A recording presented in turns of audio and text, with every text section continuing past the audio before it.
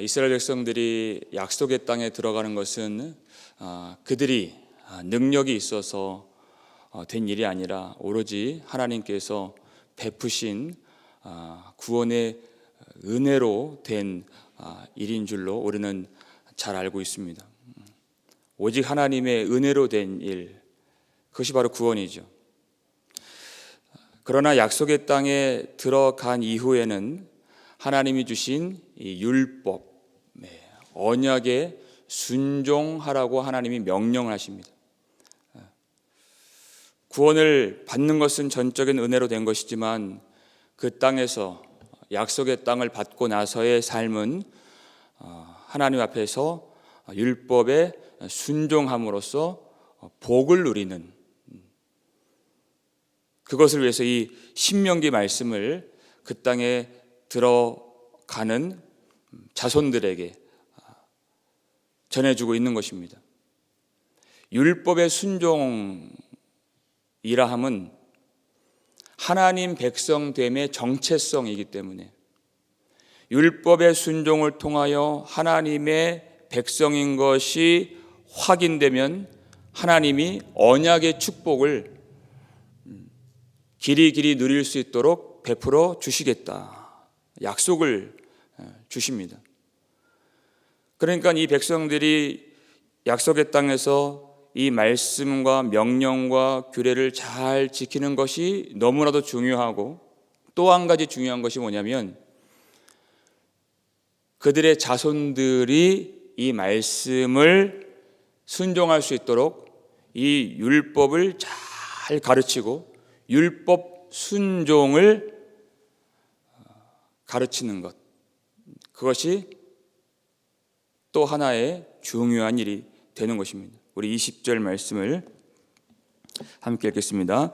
후일에 내 아들이 내게 묻기를 우리 하나님 여호와께서 명령하신 증거와 규례와 법도가 무슨 뜻이냐 하거든.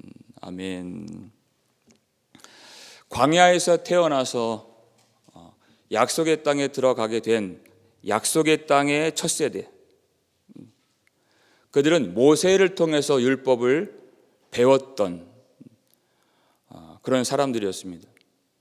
근데 문제는 모세가 죽고 난 다음에 약속의 땅에서 태어난 그 다음 세대, 그들에게 이 말씀이 그대로 계승될 수 있는가 하는 것이 관건이죠. 근데 그들이 후일에 내 아들이 내게 묻기를 우리 하나님 여호와께서 명령하신 증거와 규례와 법도가 무슨 뜻이냐 하거든. 그들이 물어본다는 것입니다. 이 율법이 무엇입니까? 그들이 묻는 데에는 전제가 있어요. 그들이 우리 하나님 여호와께서 명령하신, 이렇게 말한다는 것이에요. 그러니까 그 질문의 그 전제는 뭐냐면 가나안 땅에 들어간 그 첫 세대가 하나님의 율법을 전적으로 순종했을 때에 그 자녀들이 하나님을 우리 하나님 여호와라 부르게 된다는 것입니다. 이게 전제예요. 왜냐하면 부모의 삶은, 부모의 행동은, 부모의 가치관은 자녀들에게 지대한 영향을 끼치는 것이기 때문에 그렇습니다.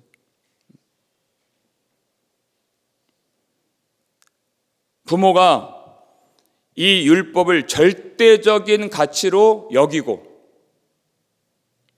하나님을 최우선순위로 두며 살아간다면 자녀들도 하나님을 경외하고 하나님을 공경하고 존중하는 그런 가치관으로서 살게 되는 것입니다. 그래서 그때 묻게 된다는 것이. 그래서 하나님이 그 부모들에게 먼저 주신 말씀이 6절에 나오는데요. 신명기 6장 6절을 함께 읽겠습니다. 오늘 내가 내게 명하는 이 말씀을 너는 마음에 새기고, 마음에 새겨라. 이 말씀을 마음에 새겨라. 마음에 각인된 이 말씀, 마음에 새겨진 이 말씀, 그러니까 모든 말과 행동과 생각과 판단과 선택과 걸음 속에서 마음에 새겨진 말씀들이 흘러나올 수 있도록, 거기에서 또한 중요한 것이 자녀를 대할 때, 자녀를 양육할 때 마음에 새겨진 말씀이 그대로 반영될 수 있도록 마음에 이 말씀을 새기고, 그 다음에 7절 말씀인데요, 함께 읽겠습니다. 내 자녀에게 부지런히 가르치며 집에 앉았을 때든지 길을 갈 때든지 누워 있을 때든지 일어날 때든지 이 말씀을 강론할 것이며. 아멘. 이 어떻게 가능하다고요? 6절이 되어야 7절이 가능하게 된다. 마음에 새겨진 말씀, 내 속에 마음에 이 말씀이 새겨지면 부지런히 어디를 가든지 일어날 때든지 앉았을 때든지 누워있을 때든지 이 말씀이 흘러나오게 되는 것이, 그냥 하루 삼시세끼 먹이고 입히고 가르치고 이것만이 부모의 의무가 아니라, 믿음의 가정의 부모라 함은 언제든지 하나님의 말씀이 흘러나와서 그들의 삶 속에 가장 중심이 되는 생명의 말씀이 그들의 마음속에도 새겨질 수 있도록, 그저 교육이 아니라 그 말씀이 마음판에 깊이 각인될 수 있도록, 평생에 그 말씀을 떠나지 아니하도록, 그것이 부모의 중요한 의무가 되는 것입니다. 그렇게 된다면 이 율법의 진정한 의미가 무엇입니까? 라고 묻게 된다는 것이에요. 그때 이렇게 답을 해주라 하는 말씀입니다. 21절 말씀 함께 읽겠습니다. 너는 내 아들에게 이르기를 우리가 옛적에 애굽에서 바로의 종이 되었더니 여호와께서 권능의 손으로 우리를 애굽에서 인도하여 내셨나니. 아멘. 이스라엘의 부모들은 부지런히 이 율법을 가르쳤습니다. 무엇을 해야 될지, 무엇을 하지 말아야 될지, 십계명에 대해서, 세부 계명에 대해서 열심히 가르쳤어요. 그런데 어느 순간 후일에 그 아들들이 묻습니다. 율법을 순종해야 된다는 것은 배웠어요. 그런데 왜 이 율법에 순종해야 되는 것입니까를, 이제 그 진정한 의미를 묻는 순간이 다가온다는 것입니다. 이걸 지켜야 돼, 꼭 지켜야 돼. 그건 알아요. 근데 왜 그렇게 해야 되는지, 그 의미에 대해서 반드시 그것을 이해할 만한 때가 되면은 그것을 가르치라. 십계명은 다 외우고 있어요. 근데 무엇을 가르쳐야 됩니까? 너는 내 아들에게 이르기를 우리가 옛적에 애굽에서 바로의 종이 되었더니, 이것을 가르치라는 것이에요. 왜 율법을 지켜야 됩니까를 알려면 이 율법을 주신 분이 누구신가를 알아야 된다는 것이. 율법의 계명들은 알죠. 근데 그것을 누가 주셨는가? 여호와 하나님이 행하신 구속이 무엇인지를 알아야 된다는 것입니다. 거기서부터 시작되어야 돼요, 이 교육이. 그러면 이 구속을 알려면 무엇을 알아야 되는가? 우리가 애굽에 있을 때 바로의 종 되었던 그 시절을 알아야 되는 것이. 그래야 거기서 건지신 하나님의 구속의 은혜가 나오게 되는 것이. 애굽에 있을 때, 바로의 종 되었을 때, 바로의 학대 아래에서 그들은 완전한 절망 가운데 있었습니다. 아무것도 할 수가 없는, 어떤 소망도 가질 수 없는. 그들 스스로는 거기서 헤어나올 수가 없는 상태. 할 수 있는 거는 항상 탄식하고 부르짖는 것밖에는 할 것이 없는 그 시절, 하나님이 움직이시죠. 하나님이 임재하시고 하나님이 그 부르짖음을, 고통 소리를 들어주시고 하나님이 내려오셔서 주의 권능의 손으로, 그래요. 권능의 손으로. 이들의 능력이 아니에요.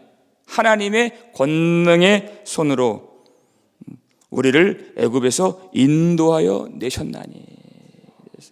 이 은혜를 알려면 반드시 우리가 처음에 얼마나 절망적인 자리에 있었는가를 깨달아야 돼요. 반드시. 이것을 알지 못하면 우리가 얼마나 큰 은혜를 받았는가를 알 길이 없어요. 무엇을 알아야 됩니까? 우리가 어떤 죄 가운데 있었는가를 아는 것이죠. 얼마나 많은 죄 속에 있었는가. 근데 하나님이 거기서 우리를 예수 십자가의 보혈로 건져내 주신 것이에요. 그러면 얼마나 우리의 처음 자리가 절망적이었으며 비참했으며 그리고 얼마나 어려운 자리였는가, 소망이 없는 자리였는가. 그 죄를 깊이 깨달을 때 그 죄에서 건져내 주신 하나님의 은혜가 얼마나 크신가를 거기서만 알 수가 있는 것입니다. 로마서 5장 20절에 죄가 더한 곳에 은혜가 더욱 넘쳤나니. 그걸 깨달아야 돼요.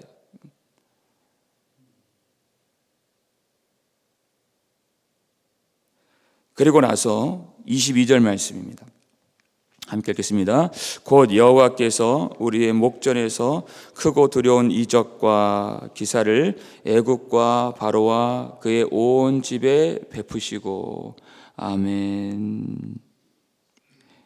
여호와께서 우리의 목전에서, 그래, 우리의 목전에서 크고 두려운 이적과 기사를 애굽과 바로와 그의 온 집에 베푸셨다. 우리가 볼 수 있게 하나님의 그 말할 수 없는 권능과 영광과 위엄과 능력을 우리가 다 볼 수 있도록 10가지 재앙을 애굽 위에 하나님이 내려주신 것입니다.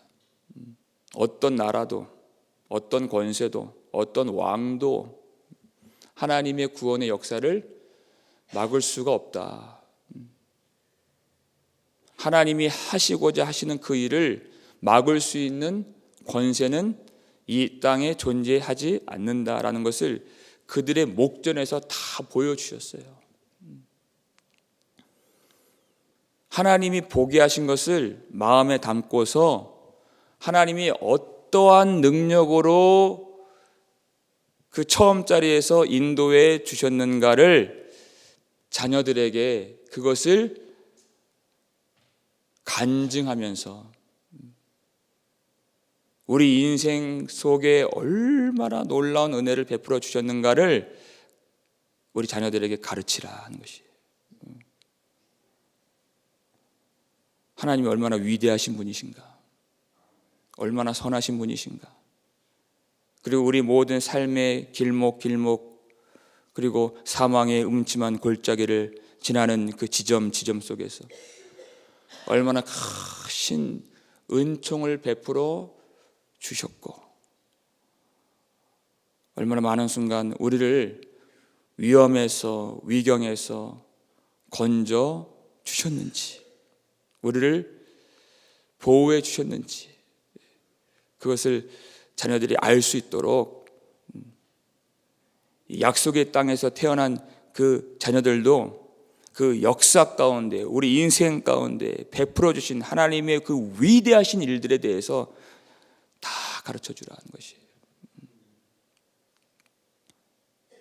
그러려면 우리가 하나님이 주신 은혜를 항상 기억하고 묵상해야 되는 것입니다. 잊어버리면 안 돼요. 세상 그 현란하고 혼란스러운 여러분 그 일들, 그것은 다 지나가는 것들입니다. 그 속에서 하나님이 역사하시고 하나님이 하실 일들을 하실 것입니다. 거기에 너무 마음을 빼앗기지 마시고 하나님이 우리 삶 속에서, 그리고 이 역사를 주관하시는 주인 되시는 하나님께서 모든 것을 하나님의 뜻대로 다 이루실 때 하나님이 우리를 얼마나 생각하시고 우리를 돌봐주셨는가, 그 은혜를 깊이 묵상하시고 그 은혜를 잊어버리지 않는 저와 여러분 되시기를 주님의 이름으로 축원합니다.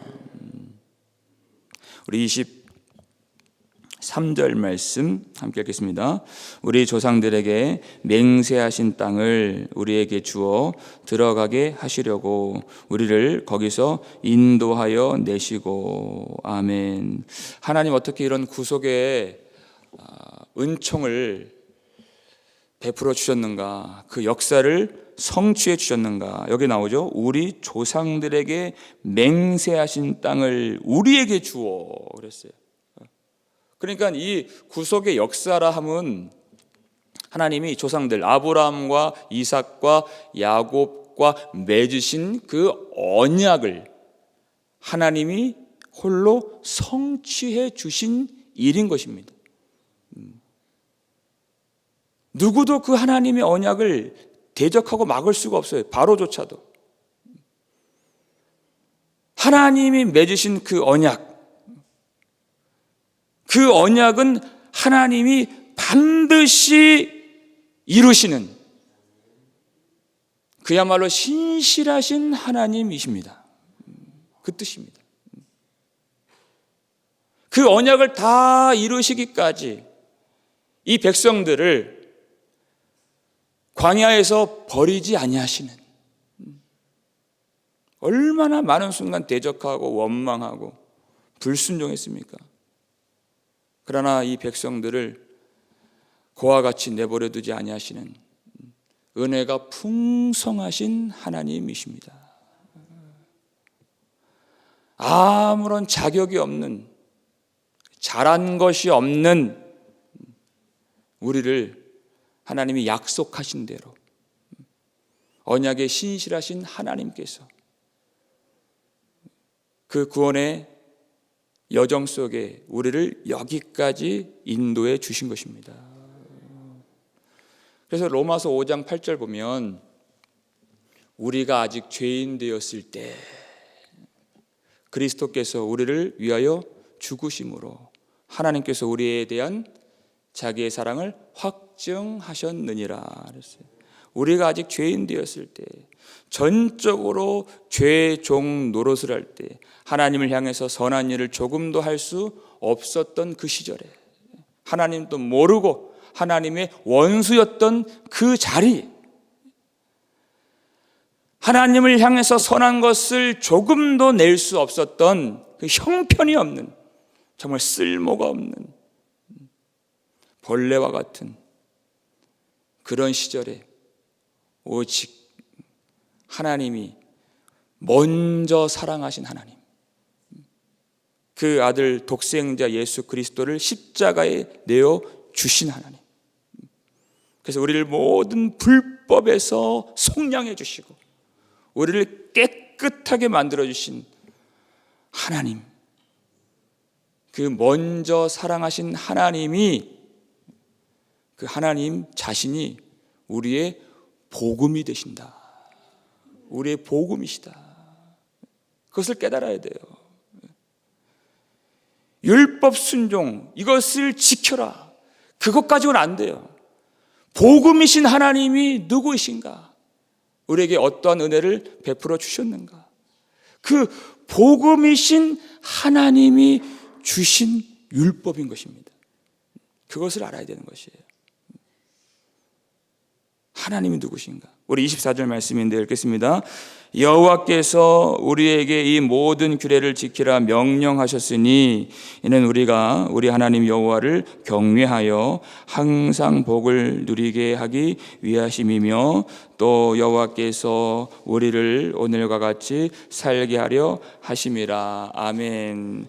그 여호와께서 그 여호와가 누구신지를 21절부터 23절까지 소개를 해 준 것입니다. 누구신가? 어떠한 은혜를 베푸신 하나님이신가? 먼저 사랑하신 하나님. 우리가 죄인 되었을 때, 우리가 원수 되었을 때, 우리가 자격이 없을 때, 우리가 경건하지 아니하였을 때 자기 아들을 십자가에 내어주신 먼저 사랑하신 하나님, 복음이신 하나님. 그 하나님께서 주신 율법, 우리에게 이 모든 규례를 지키라 명령하신 율법, 그 복음이신 하나님을 알지 못하면 이 명령을 지킬 수가 없다는 것입니다. 예수님 당시에는 유대인들이 이 율법을 정말 철저하게 자기 나름대로 순종을 했어요. 근데 그것은 그야말로 자기 나름대로의 순종이에요. 철저하게 그 율법을 지켰지만 예수님이 밝혀주셨듯이 그들은 하나님을 사랑하는 마음이 없었습니다. 하나님을 사랑하지 않으니까 그 철저한 율법 순종이 뭐만 남아요? 자기의 열심, 인간의 의, 그것만 남는, 그건 신앙이 아니죠. 그건 아무것도 아니에요. 하나님도 안다 하고 율법도 다 외우고 열심히 지키고 하지만은 그건 아무것도 아닌 것이었습니다. 화 있을진저, 그래서 예수님 화 있을진저, 아무것도 아닌 것이 아니라 화가 있을 것이다. 복이 있는 것이 아니라 화가 있을 것이다. 외식하는 서기관과 바리새인들이여, 이렇게 말씀하시죠. 왜 그래요? 복음이신 하나님을 모르기 때문에 그래요. 율법만 알고 복음을 알지 못하기 때문에 그래요. 무엇이 하나님의 의를 대적하는 것입니까? 나의 의죠. 복음을 모르기 때문에 나의 의가 나오는 것이. 그러니까 이 율법을 지키기 위해서는 먼저 복음이신 하나님이 누구이신가, 어떠한 은혜를 우리에게 먼저 베풀어 주셨는가, 반드시 알아야 된다는 것입니다. 반드시. 그 은혜를 알지 못하면 우리의 행위, 우리의 순종, 우리의 열심, 우리의 노력, 이 모든 것들이 하나님의 의를 대적할 수밖에 없는,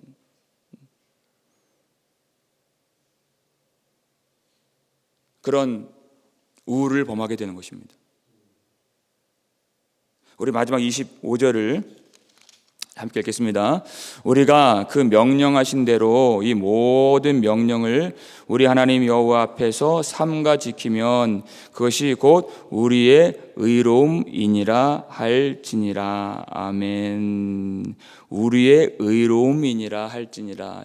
여러분, 이것이 이 25절만 딱 띄워놓고 보면은 우리의 의를 말하는 것 같지만 이 성경 전체, 오늘 본문 전체의 이 맥락에서 보면 이 의로움이라고 하는 것은 나의 의를 말하는 것이 아니에요. 어디서 이 의로움이 나왔죠? 먼저 사랑하신 하나님이죠. 복음이신 하나님, 우리에게 의로움이 되시는 예수 그리스도를 십자가에 내어주신 하나님, 그 피로써 우리를 모든 불법과 사망과 심판과 저주에서 건져내 주신 하나님, 그 하나님의 은혜로부터 나온 순종이기 때문에 내 열심으로 순종할 수 있는 것이 아니라 이 율법을 지켜야 돼. 무엇을 해야 될지, 무엇을 하지 말아야 될지 그것을 안다고 지킬 수 있는 것이 아니라 먼저 사랑하신 하나님의 은혜가 우리 속에 충만할 때에 지킬 수 있는 율법이기 때문에 그것은 나의 의가 아니라 하나님이 그 은혜를 통하여서 위로부터 내려주신 의인 것이, 은혜로부터 주신 의예요. 내가 만들어낼 수 없는 의이기 때문에. 순종이란 무엇입니까? 우리를 먼저 사랑하신 하나님, 우리를 위해서 십자가에서 죽으신 예수 그리스도의 은혜를 통하여 복음이신 하나님을 사랑하는 마음으로 행하는 모든 것, 그것이 순종인 것입니다. 하나님을 사랑하는 마음이 없다면 도무지 순종이 이루어질 수가 없는 것입니다. 너희가 나를 사랑하면 내 계명을 지키리라 한 것이에요. 여러분, 이 은혜를 알고 하나님의 참 사랑을 아는 자로 사시기를 주님의 이름으로 축원합니다. 교회를 다니면 무엇을 해야 되는지, 무엇을 해야 될지 말아야 되는지 그것만 아는 사람이 아니에요. 하나님의 은혜, 하나님의 사랑, 십자가를 통해서 우리 목전에서 보여주신 복음이신 하나님, 하나님의 영광에 사로잡혀서 우리 마음속에 자원하는 마음, 기뻐하는 마음으로 이 말씀에 순종하여 하나님이 우리에게 약속해 주신 그 복과 영광과 은혜가 우리 삶 속에 가득 넘쳐나기를 주의 이름으로 축원합니다. 그리고 우리 자손들, 우리 다음 세대 그 10년 가운데 하나님의 복음의 은혜가 충만하게 채워질 수 있도록 복음을 가르치고 복음을 그 마음에 각인시킬 수 있는 우리 교회가 되고 우리 가정이 되어서 하나님이 약속하신 그 놀라운 복과 생명과 은혜가 그들의 삶 속에 우리보다 더 크게 역사해 주시기를 주님의 이름으로 축원합니다.